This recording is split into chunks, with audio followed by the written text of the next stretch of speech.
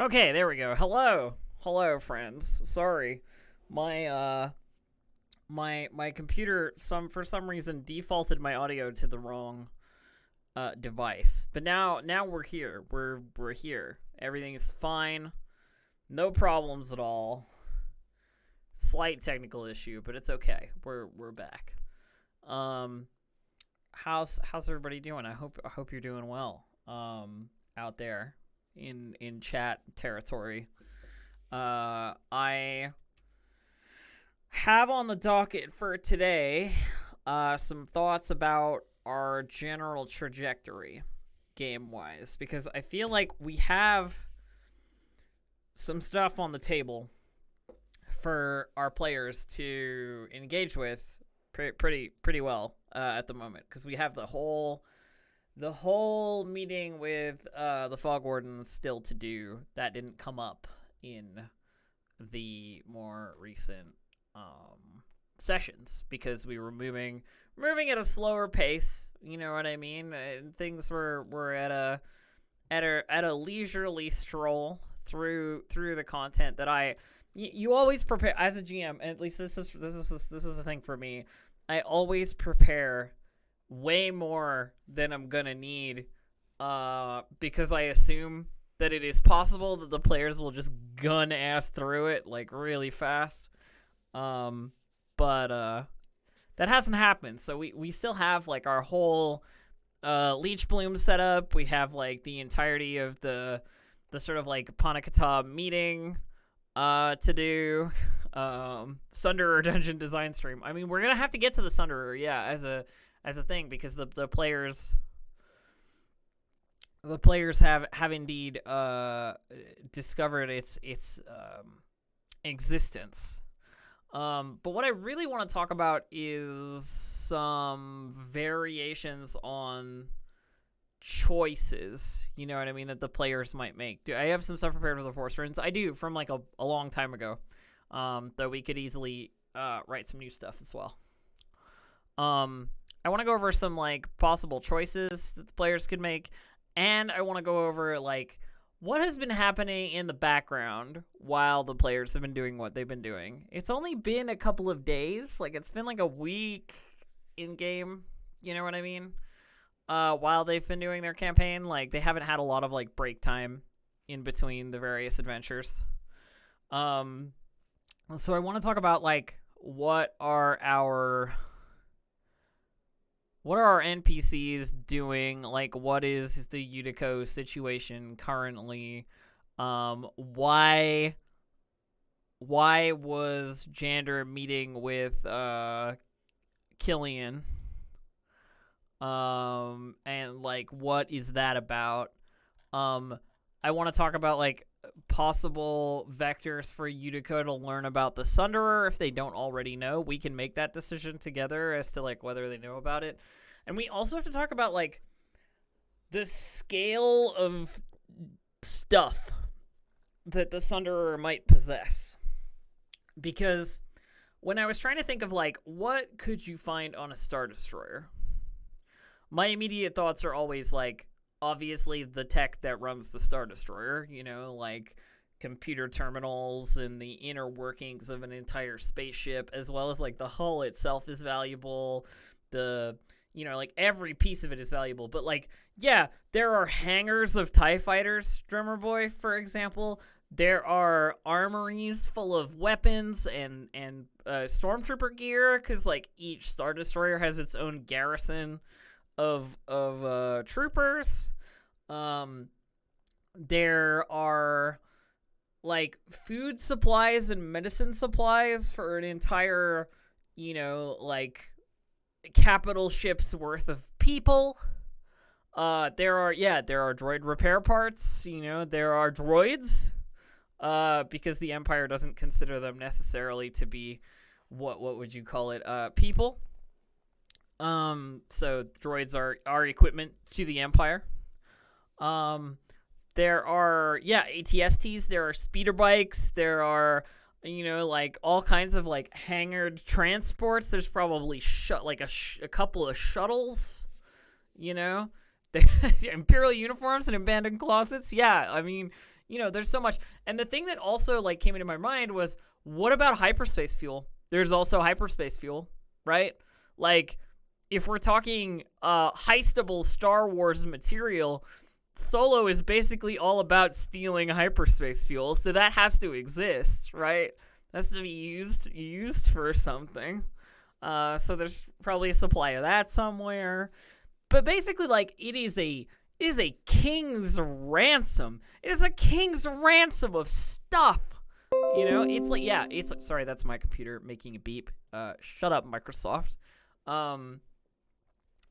The fungus munching on hyperspace fuel. Oh, yeah.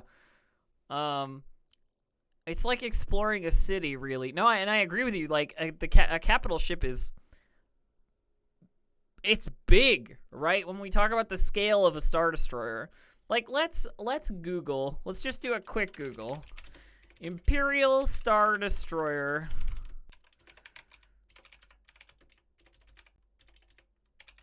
size.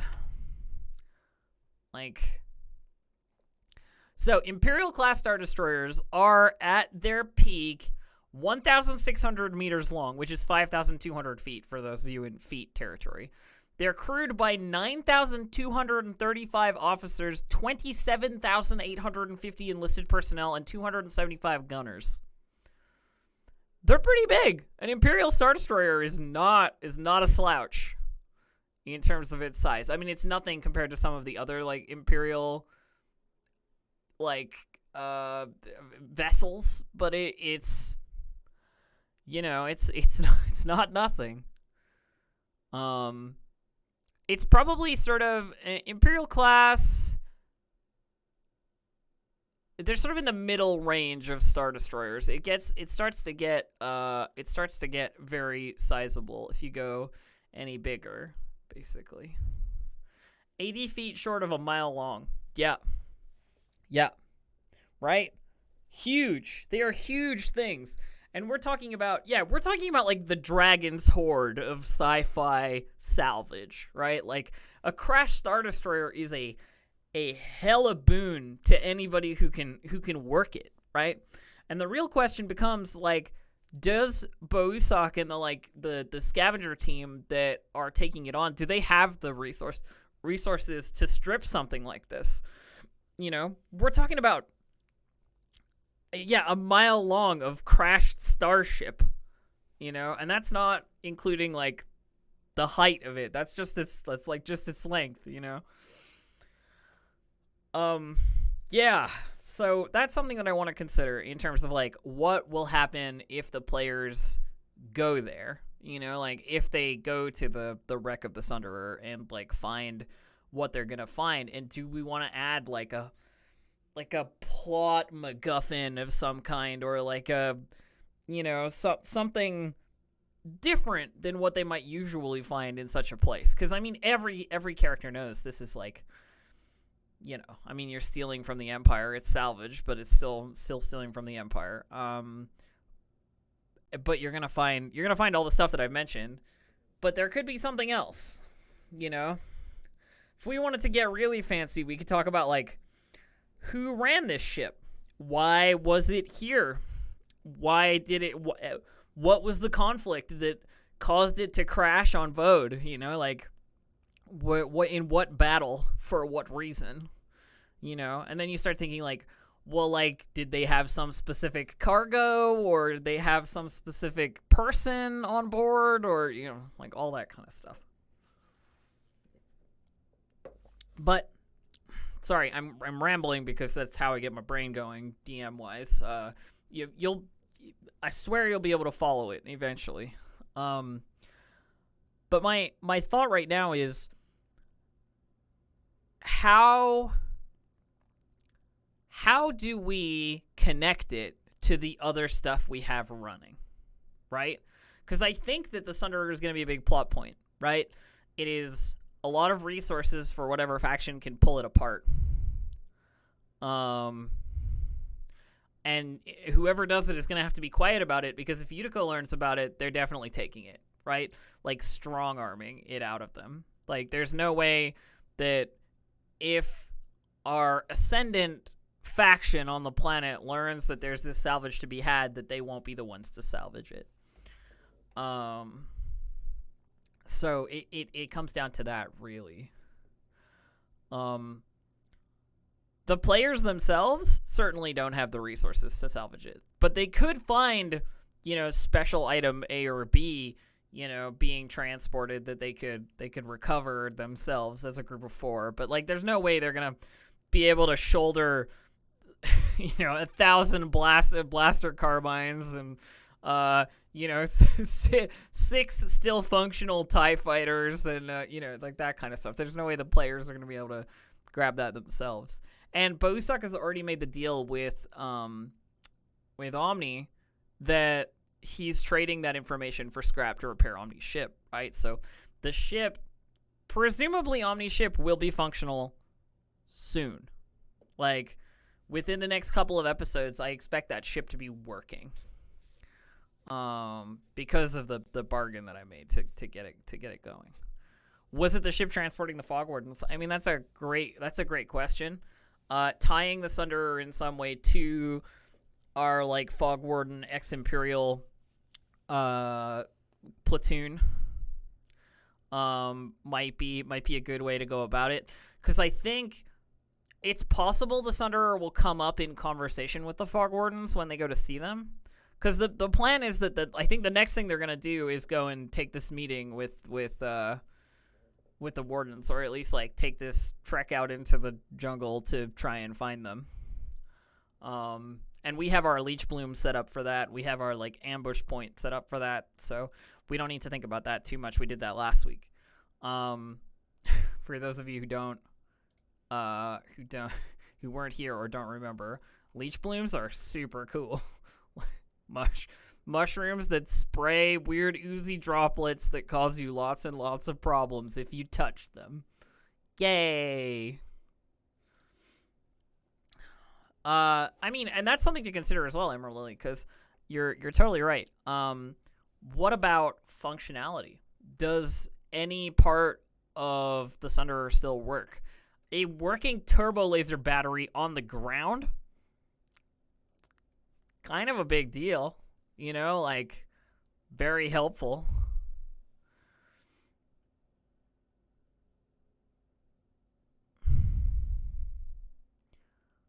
Yeah, you think like maybe experimental like med tech research. I mean, I think that is pretty good, Drummer Boy, in that it leans into like what some of our cast members care about.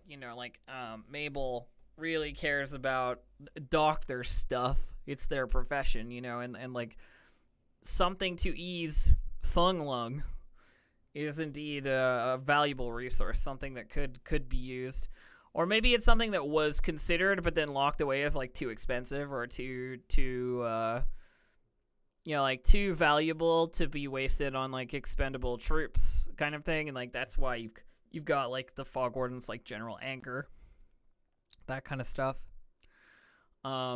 That seems very Empire to me, to be like, we know how to do it, but we're not gonna, because it costs more than replacing the stormtroopers. Like in that very callous, fascist sort of way. So maybe that's something to consider. I'm interested in having Yutiko find out that it is happening. You know what I mean? Like, I'm interested in Yutiko finding out that the Sunderer exists. And I think what I'll do is I'll get them to do like the first salvage mission, and then when they're coming back, they'll get spotted, or like the salvage crews will be ambushed or something like that. That's maybe my plan.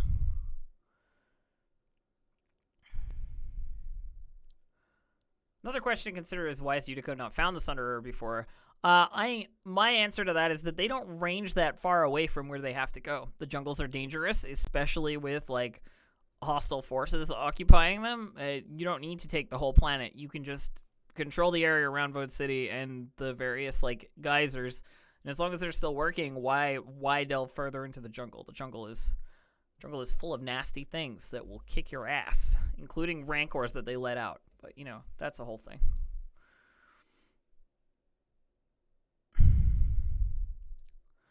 The party is planning to go back to the bunker first, right? We may need to finish those 2 floors. Yeah, we do need to consider what is on the other floors of the bunker as well, because I'm pretty sure the party does want to check it out.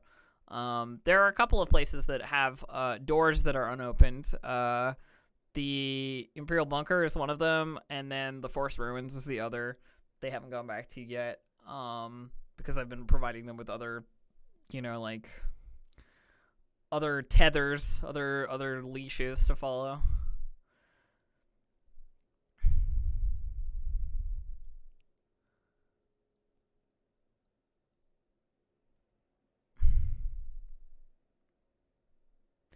Taking a Star Destroyer as a home base would be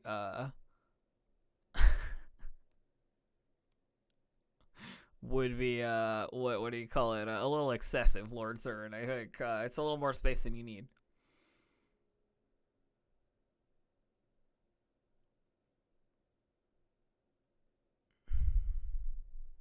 Yeah, that was something else I wanted to talk about, actually, Bud Prince. Now that you're bringing up Dash, is the connection with the Killian cruisers and imports, right? Like the family in general that's like there communicating with Jander and like why they're doing that. And my thought is that they're the people that Jander has commissioned to make whatever they might be after the Star Destroyer. Yeah, I mean that is definitely something of interest, right? Like more lost stuff. My initial thought was that they're the company that Jander is trying to get like in his pocket for like possible expansion. Like they're a company that has like shipyards that could make combat capable ships, like given the right amount of resources, given the right money. Because the general idea is that we expand past Vode, right? Like we take the Vodian sector once they can. Of course, this is all Zala's plan, mostly Zala's plan. Because of course Jander is just the public facing individual.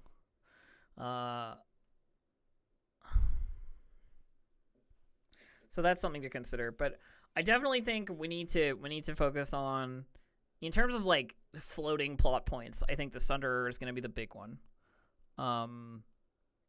At the moment, we might need to do a little bit of planning for the other floors of the old bunker. We have our terrible floor plan here for the one that we've already done. We could do the other 2 floors if we wanted to, or like further past the rubble at the bottom here. Still thinking about the Sunderer, but what made it crash? Was there battle, mutiny, stowaways? So my initial thought was that there was some kind of battle above Vode, like during the rebellion. You know what I mean? And that it crashed like incidentally, and that might be the what would you call it? The well regarded belief. The sort of like fact you might imagine, but then we could come up with a reason why that happened that is not as clear. Yeah.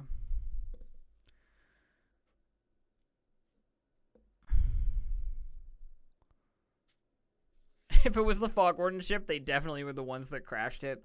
They sabotaged it. He took the bridge and then just let it fall out of the sky, escaping on a shuttle to the Vodian surface.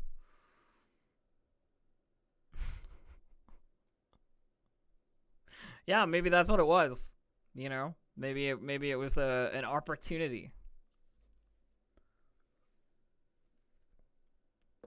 rather than let themselves be decommissioned, they took the ship and crashed it.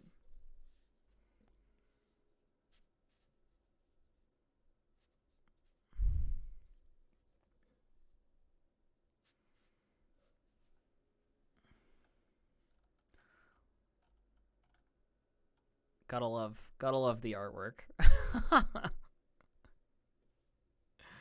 Delaney did such a good job with the environmental art. It's all so good. Okay, so things to consider today, just because we've been in a bit of a spiral back and forth, sort of like talking about what we're gonna do. Things to consider today. What will happen if they go to do salvage with the crew, the Bousart crew at the Sunderer?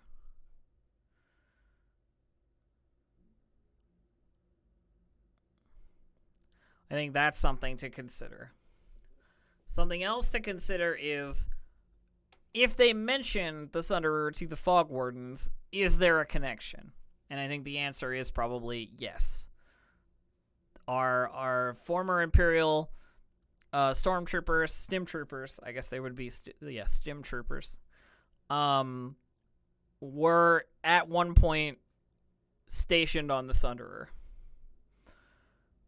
I'm interested to see what they actually talk to the Wardens about if they get there, but we talked about that last week, so I can't really prepare for every conversational avenue. I'm just ready for the eventualities of it could go a lot of different ways. I'm going to try and dissuade them from combat, but we'll see. Then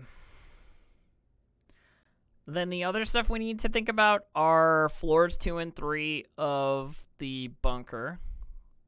STIM, S-T-I-M, STIM. Floors 2 and 3 of the bunker, and we can think about the Force Ruins if we want, but I don't think they'll head back there right away.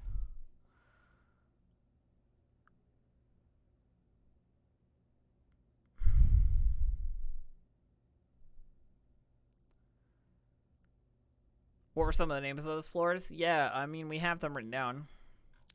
Let's go to our Imperial Ruins section. Imperial Ruins section, the 2 floors that we don't have done are testing facilities and interrogation. Those were the 2 floors we don't have. One is testing facilities and one is interrogation.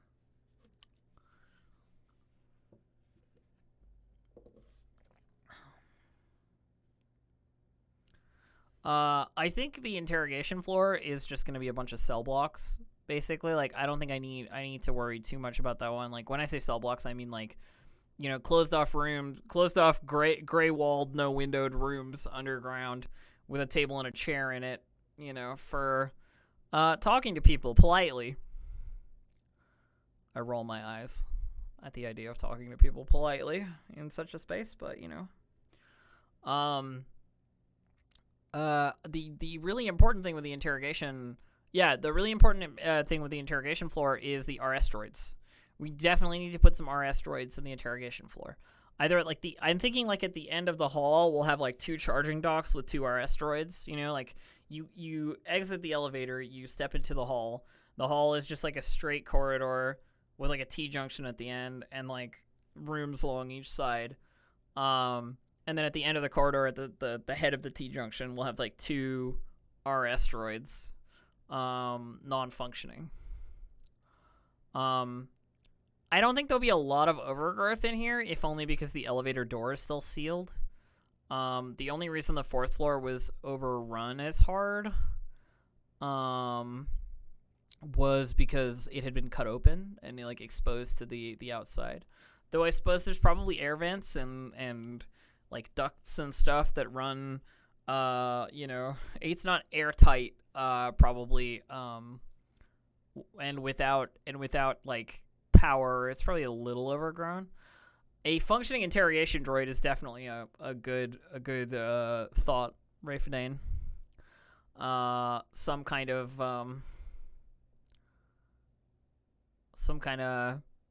I mean, when I think interrogation droid for Star Wars, I think that floating black ball with the injector from A New Hope, but I don't think that would be very communicatory.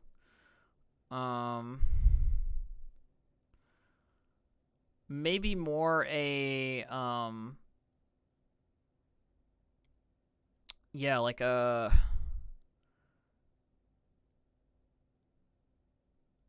it makes me think like a one of those like weird Imperial variation protocol droids.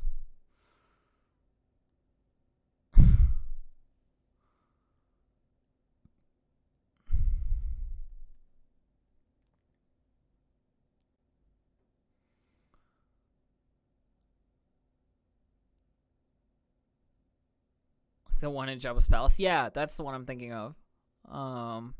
Something like that. Will probably be good. The one with like the weird, yeah, like the insect eyes. Might make for a good like or interrogation records reception. You know what I mean? Kind of a droid. I mean, we can definitely put the floating zappy interrogatory droids in there. I like that idea too. Just a bunch of droids still functioning, still waiting for the Empire. But we also don't want to repeat too much of the narrative that we've already had. Their conversation with RST3 should not be a conversation we have immediately again. You know what I mean? I don't think that's worth doing multiple times. So I definitely think like disarming this particular group may be different, or maybe easier, or what have you. Mabel still has like some authority, with these kinds of droids, and it was used with the original RST3. This weird dentist chair torture things from Force Awakens. Yeah, put them in some of the interrogation rooms. You know, just for fun. Yeah, maybe they're already like free but stuck here because they can't open the door or something like that.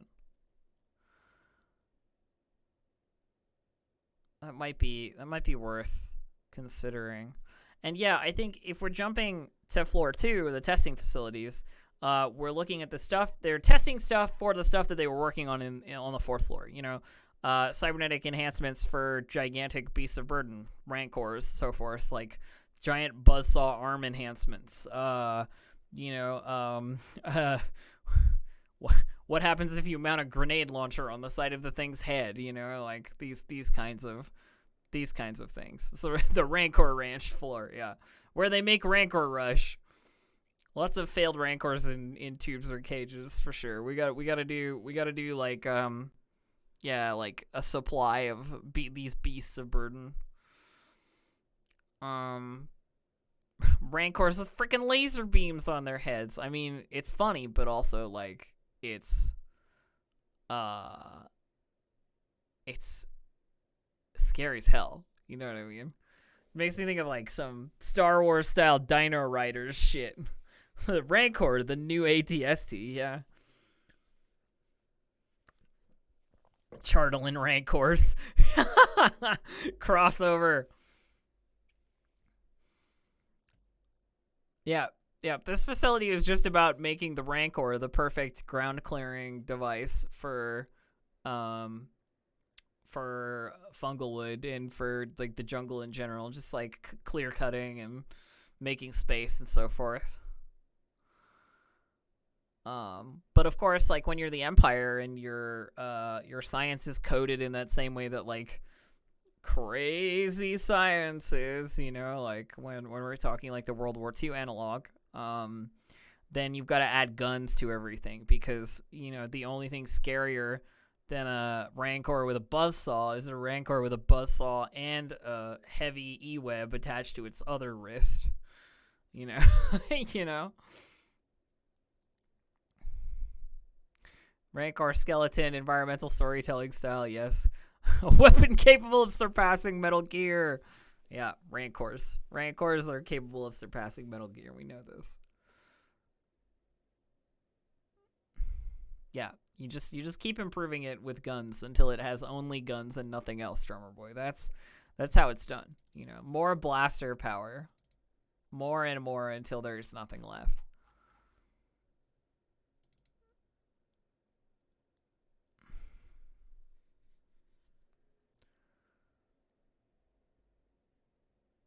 This feels like it's going to be something out of Chainsaw Man, but Rancor. Yeah, I mean, it's the testing facility for, like, mad Rancor science, you know?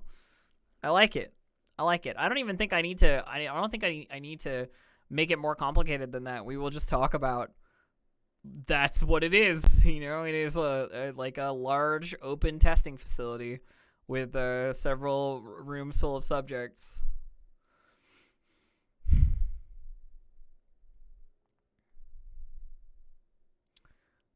I try and get jetpack Rancor Pavlov. Yes. Truly the greatest of things. Flying Rancors. I mean, I will narrate it a little bit more seriously, I think, when we get there. It's just fun to, like, pie in the sky it. I mean, the Empire is not a nice faction, or even supposed to be, like, a funny kind of faction, you know what I mean? Like, these Rancors are all, like, fucking mistreated and nerve stapled and what have you. It's just bad. It's just a bad time. They are not you know, they are not trained properly. They are merely manipulated. Rancor is 60 kobolds in a flesh suit. Yeah, it's a lot. It's definitely a lot. They're very big. Should there be a massive breach in the wall? We already have that, like, they got out. You know what I mean? It's been narrated already. It doesn't need to be narrated a second time. Like I said, like, the cage in the 4th floor has already, like, told us that, yeah. Actually quite peaceful according to the lore. Yeah, they can be. I mean, just like anything, if you poke it with a stick long enough, it gets real angry.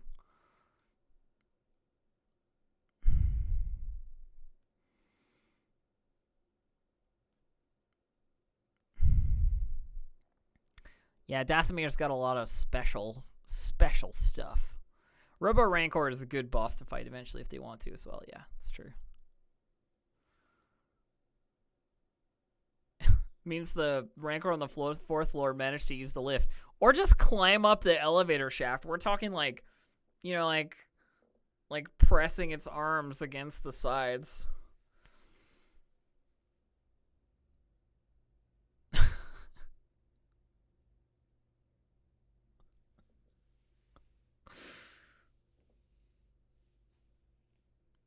I mean, I can't promise that they'll befriend anything, obviously, but the party does seem to like to talk to stuff and generally try and avoid the like, direct conflict stuff. Cute little Rancor pressing the button and waiting, humming along to the elevator music. Yeah.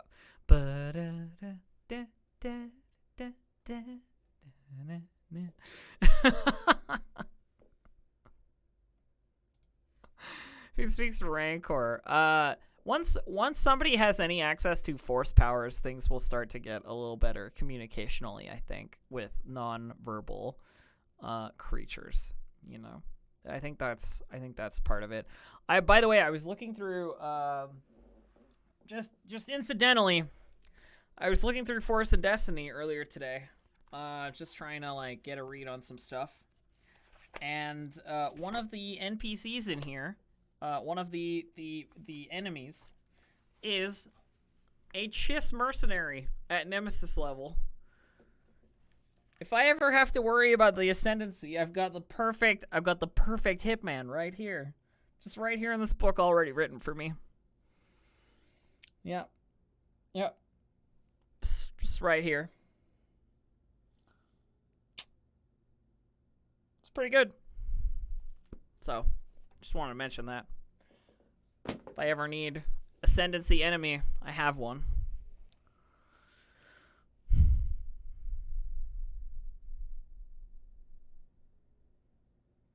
Chiss with force powers. I mean,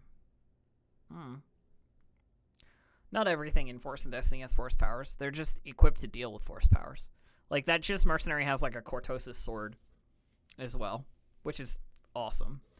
So, actually, here's the question, okay, that I wanted to, as an audience, I wanted you guys to give me feedback on. Do we do something Sith-related with the Sunderer? Do we want to spice it up with some, like, Hand of the Emperor reference, or, like, some Darth Vader reference, or, like, something like that? Do we want to put, like, an object that could be, like, in some way related to that sort of thing on the Sunderer somewhere as, like, a thing that the players might be interested in? I don't know how much I want to, pepper in too much, like dark side lightsabers, like Force, something. But we could do that it was pulled out of the sky by some kind of, like, weird energy between it and the ruins on the planet, and then we can do, like, a big ruin sequence, if they find it, or what have you. Like, that kind of stuff could be something that we do.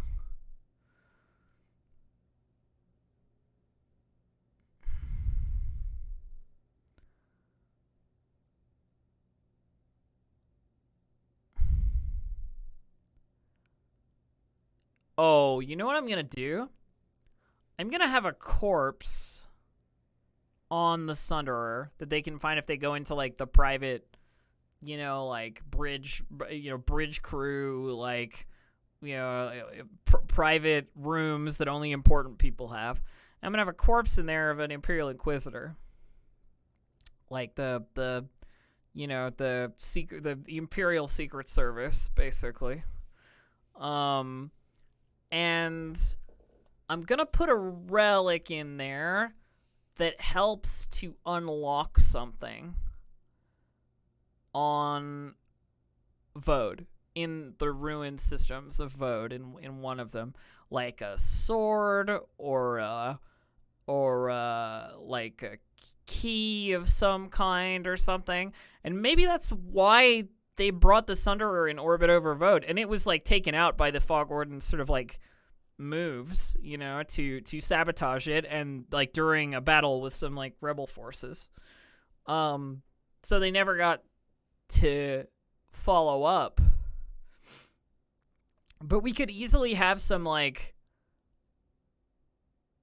reports or something about some ancient Vodian cult, the Force cult that was here, possessing some sort of power or weapon that the Empire wanted, like, do some Ark of the Covenant style stuff, like something like that. But they, like, never got to follow it up because they were killed and nobody knew of the secret mission except for them. Sort of thing.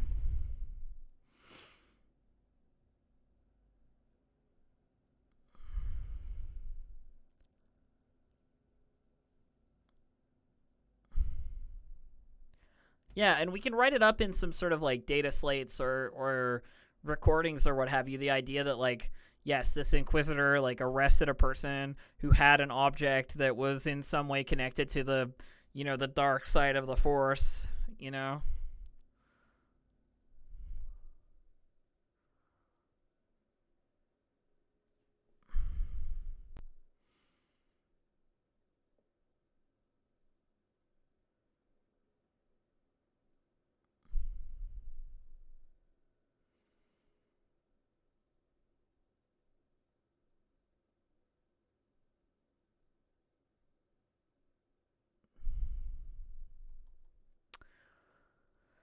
Yeah, that's not bad.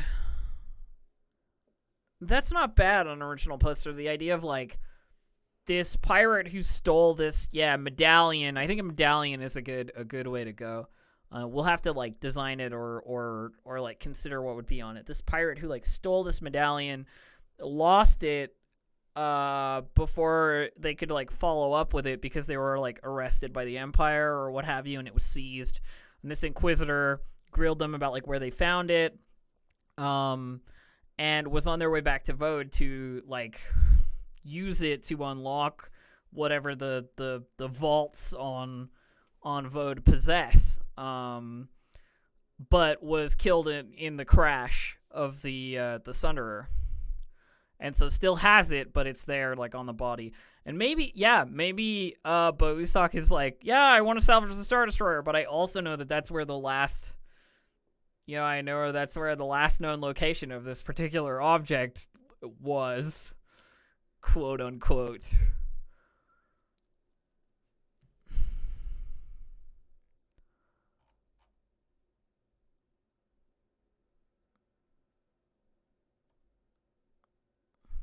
Yeah, we did agree that the ruins are sort of like gray. They're not evil necessarily, but as with anything related to the Force, I mean, the Force is always about intention.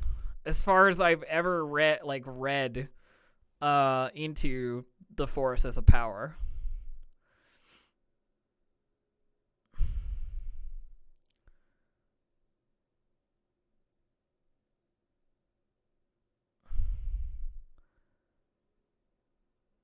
Yeah, something that connects it to the landscape. I agree with you, Pavloks. Or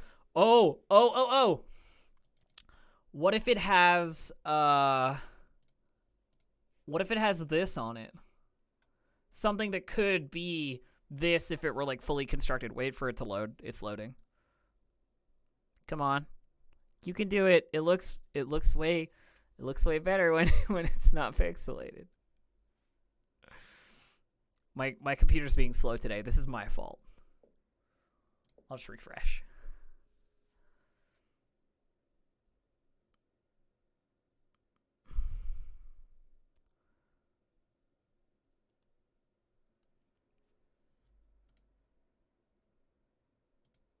Plus,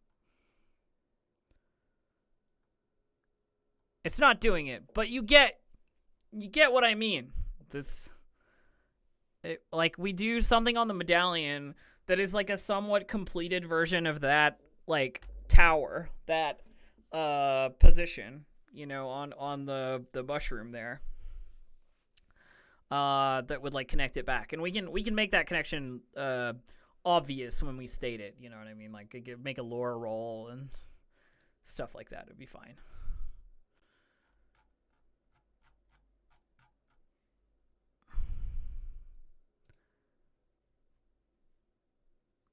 Oh, I figured out what the problem is, chat.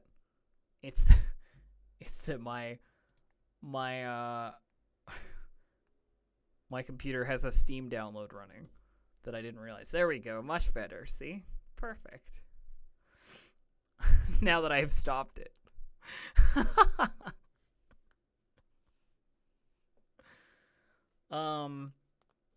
Yeah, so I think maybe that's something to consider, That's something to think about. The idea of like adding in Inquisitor on the Sunderer and like adding some connection to the Force ruins. And like the Fog Wardens don't know about that. You know what I mean? Like the Fog Wardens don't know about that particular aspect of their it's like secret. They're not part of that part of it. They just happen to sabotage the ship because if Star Wars loves the thing, it's coincidence, like it's the coincidences of fate that line up, destiny that lines up. The returning of an ancient relic to its rightful place. But we will have to think about what is actually like there. When they go to open it, what is there? But we don't have to think about that now because they have a whole Star Destroyer to worry about before we get there. This is assuming they go to the Sunderer, they pick through belongings, they look around that place and find this relic, right? Which of course we'll get them to do eventually. But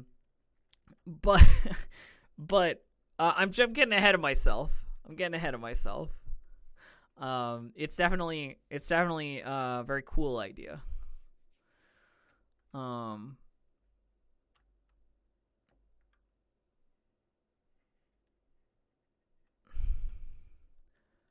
I think I want to like sit here and do some more. I mean, you can definitely, Bunny, you can take up residence in the ruins anytime you like.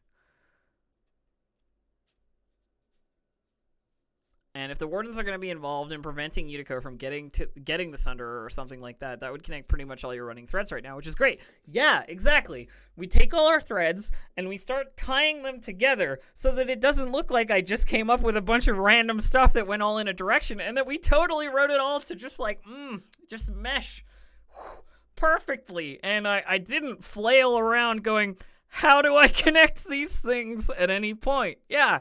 Definitely. My overarching story. It's perfect. And then yeah, there's some potential like Sunderer stuff to do. The other thing is like we have some really great fail states where it's like they lose the amulet, Yutiko gets it. Like Zaylorax is already, we know she's already force sensitive, you know what I mean? So like that connection could turn into something really bad depending on what's in the ruins. You know, like the Star Destroyer salvage going to one place or another could change like the balance of forces. There's a lot that could be, you know, like could tweak outcomes and like sort of create the end of our narration on Vode. You know what I mean? Like move things in a direction that's like, well, now we can go somewhere else because you've done like this story on Vode, right? And you need to go elsewhere, kind of thing. Zaylorax's lightsaber might become relevant here. Yeah.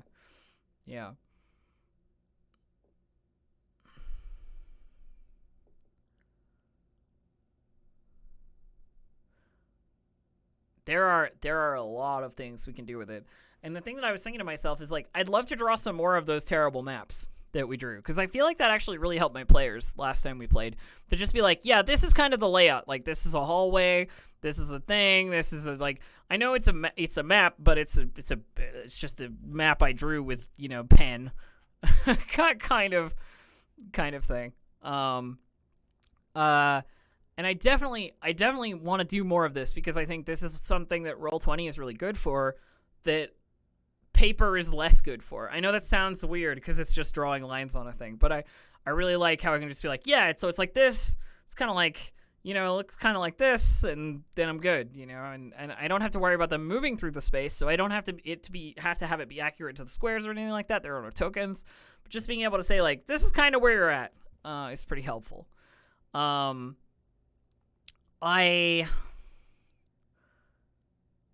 want to do more of these, but I'm not sure that the Sunderer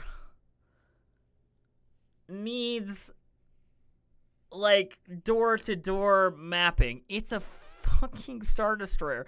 It's a mile long, you know? It's a city in terms of its size. Like mapping it would just be redonkulous, you know? It would be silly.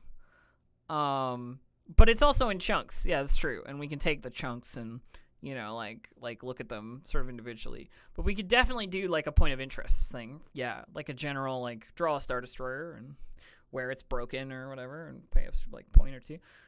Or like, you know, the bridge needs a map because something is going to happen there and we want to be able to narrate in a smaller space, like that kind of stuff. Like might be the way to go. Yeah, just map important parts.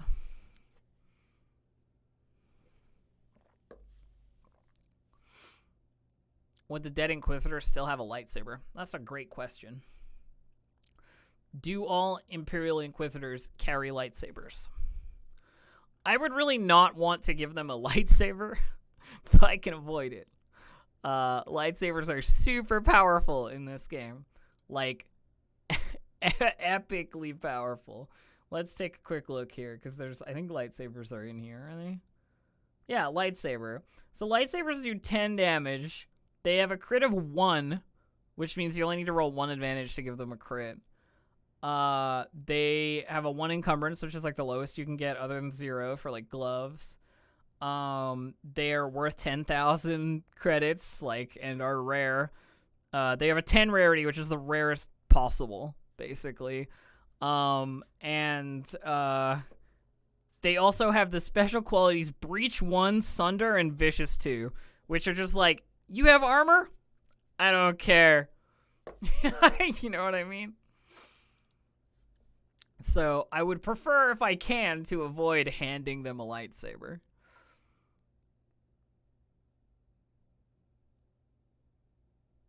Pana took the lightsaber from the Inquisitor and threw it in a Zargler pond. It's just out there in a Zargler pond somewhere.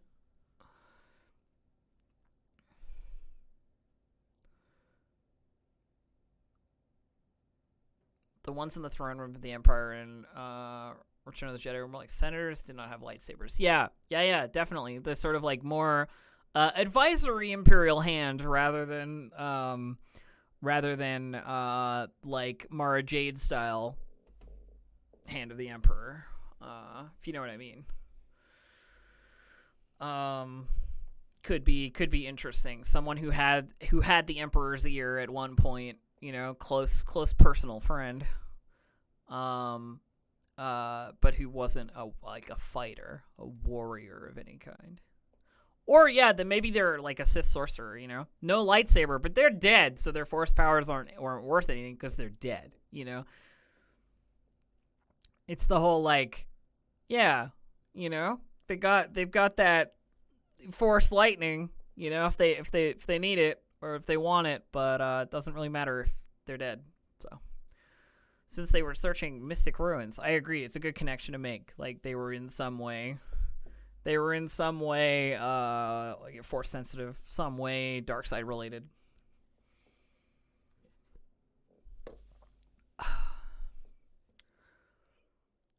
Could be scorch marks on the walls to give that away. Oh yeah, definitely. No, 100%. Where the narration of like how they died is gonna be a thing. Because they didn't die. I'm gonna make the executive decision that they didn't just die in the crash. During the mutiny, they were killed. You know what I mean? Like they were ambushed by a proud group of about to be decommissioned stim troopers, who took matters into their own hands and you know, took over the bridge.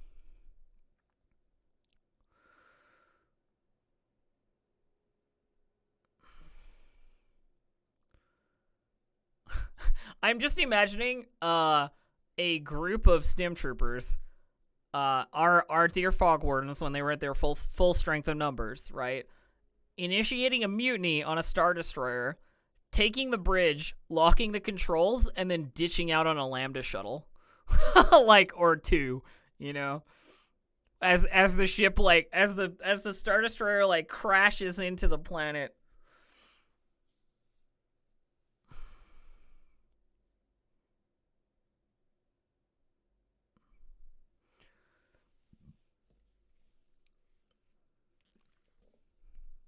Yeah, I like that. Things did not go as planned. Yeah, I mean, it also gives us an easy, like, why are there only 40 of you when there should be, you know, 120 or what have you, given the numbers of, like, a platoon of stormtroopers. Because mutinies are not bloodless. It's not on a Star Destroyer anyway.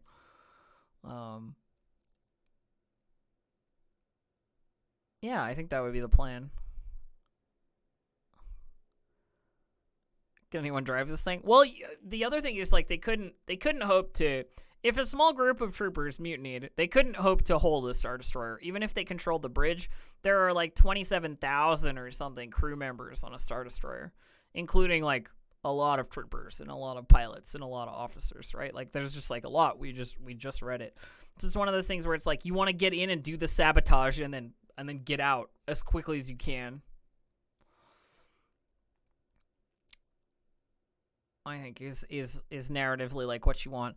I'm also planning to use Pana to advertise the badness of Feng Lung, because we haven't had any like crystals in the lungs, like, stuff come up yet, and I really want to showcase that to the players as, like, this is what happens to your lungs when you breathe the fog, you know? Have her toss a body towards them that's like, you think you think it's harmless? It's not. This is what happens to you.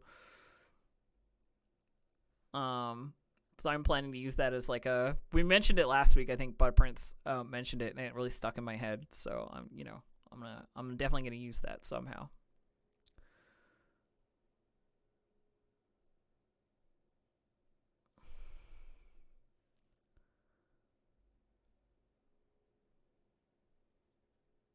Oh yeah, I mean the Sunderer will be heavily overgrown, drummer boy. It is a wreckage, you know?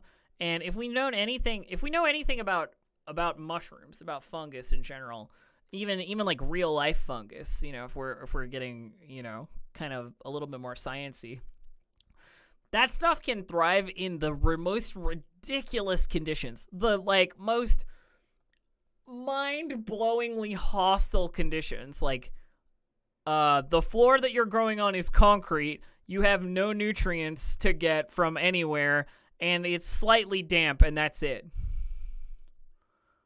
And mushrooms will grow there. You know what I mean? Like mold will form, kind of thing. So even if like the whole thing is, I mean, it's a wreck, and some of it is like sealed off with blast doors or like, you know, these kinds of things, that stuff is gonna get through, or like prise doors open or whatever. I'm imagining like tendrils of one of those like snap traps that we mentioned during the last episode, like pulling a door open to like get through it, like the creaking, snapping noise of metal grating on metal, just like prizing a door open.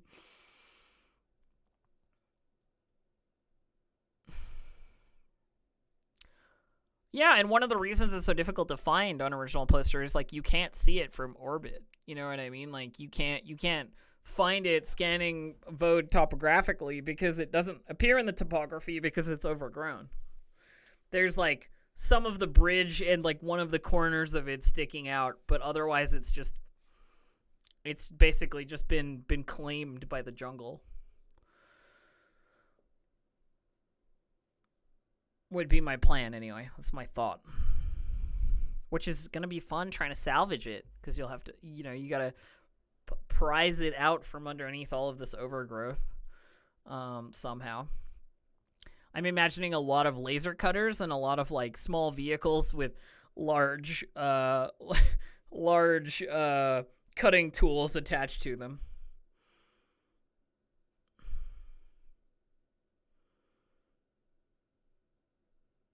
We definitely need to include a burnout bunker soon, because we haven't yet. So we definitely need to do that.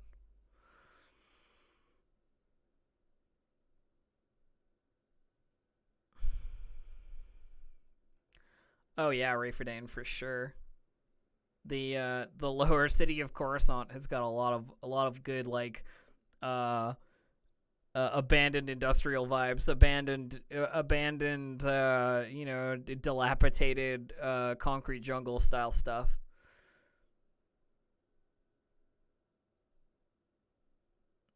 Yeah, Pravis, exactly. It's an unupdated map, so what they find will not be present on it, right? Like this scan was done before the Empire left, and therefore before the Sunderer crashed.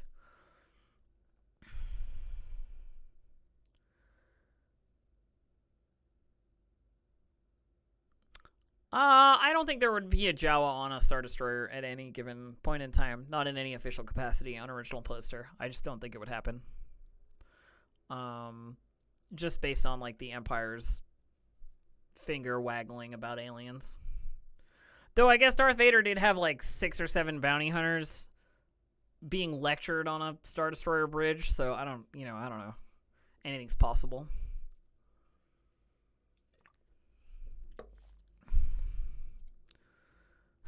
No disintegrations. The other fun stuff is we can, once the amulet or the medallion is discovered or recovered, we can start revealing stuff that's like, well, but other people want it too, you know? Maybe Dallahan Killian wants it for some reason. We know Utico wants it, so maybe they'd hire Keld to go and hunt down the party if they know the party has it. And then we get to have a sweet bounty hunter duel between Keld and the party. Could be fun, Got a lot of options. In terms of specifics, I think we're in a good zone.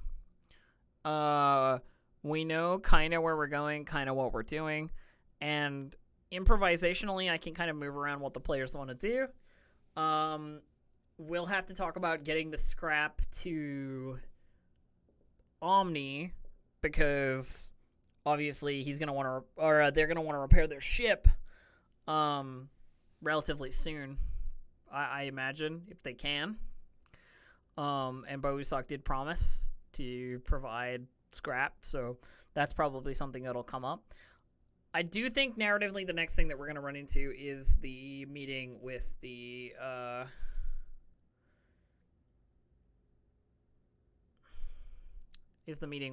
Fog Wardens. I think that's the next thing that they'll do. I don't know that for sure, but no, it's the next thing. Also, I mean, Omni has to share the information about, like, a Star Destroyer salvage with the rest of the group, and we get to talk about, like, what they want to do with it, or, like, who they want to tell, or all that kind of stuff as well, which I can't control, and will be up to them, But, yeah, Fog Wardens is next on the list, just because they had set tomorrow with Takeda to meet with them. And we already have that planned out, so we're good to go. Okay, friends, I think that's all I need to go over today. I like that we have a general sort of overarching plan, some kind of, like, initiative for, like, where all of this is going to lead to, because initially I like to start my parties off where I'm just going, like, get to know each other. You know what I mean? Get to know each other and do this simple mission, or, like, get to know each other and do this series of quests that are maybe unconnected. But now we're taking all those pieces from those first missions and going, make them fit together so that it feels like we did it like that from the beginning, which we totally did. 100%. And yeah, 100% definitely. 100, yeah. We definitely wrote them to fit together when we started. But that's the fun of being a DM, and especially being a DM with so much fun collaboration, is finding ways to link things together. A Star Destroyer is a great place for people to start learning secrets, and I think possible Force connections could be made. If we call GM prep streams the beginning, then that statement will always be right. It's true. We planned it all from the start. And like the plan with these streams was always and is always to feel out where we're headed. You know what I mean? Mostly, which is fun. Things you should know if you don't already know them. If you like talking about this show, or like tangentially related stuff Star Wars wise, you're welcome to join our Discord. We have a community Discord for Star Wars Desperate Gamble, and that Discord is mostly me pulling collaborative ideas from the community and adding NPCs to stuff. We actually, me and my dear moderator Ray Fidane, mostly Ray Fidane actually for this, made a template for NPC application, like NPC submissions. So now it's not such a vague concept. If you want to make an NPC, there's like a template you can follow to do so. And I think it's really good. So there's that too. I don't promise I'll use anything, because that's just how it goes. I don't have space for everything that gets contributed. There are a lot of cool people contributing a lot of cool stuff, and I'm only one person running one game. But yeah, so join the Discord if you want to contribute and chat about this stuff outside of these GM streams. I'm usually pretty active in there. I check in at least a couple times a day. And then the other thing is, of course, that you can confirmed elf is not 3 kobolds in a shirt. Yeah, I know I'm not. I'm a real person, I swear. What else? I need. Oh man, I lost my place. Discord. We also have a wiki, which is being created through the use on the Discord. So do that as well through there. So Discord is still the best place. The other thing is you should follow me personally on Twitter and stuff. I am Distracted Elf. You can find me at twitch.tv/DistractedElf or on Twitter at DistractedElf. We've been doing a lot of Twitch stream stuff related to some writing, though not related to this show. We've been doing some 5e writing, making some cool warlock spells and magic items recently. And I also run. Well, actually, no, I don't run it anymore because the finale of Icewind Dale Rime of the Frostmaiden was this last Monday. So I don't do anything on Monday right now.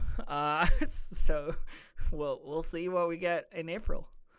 And then the actual show for this show, Star Wars Desperate Gamble, is tomorrow at 1 p.m. PST, where you'll actually see what my players end up doing and so forth in terms of laying track. As far as I know, Bunny, I mean, do you have something for me for Monday that I should announce? I mean, you're the arbitrator of my fate, so...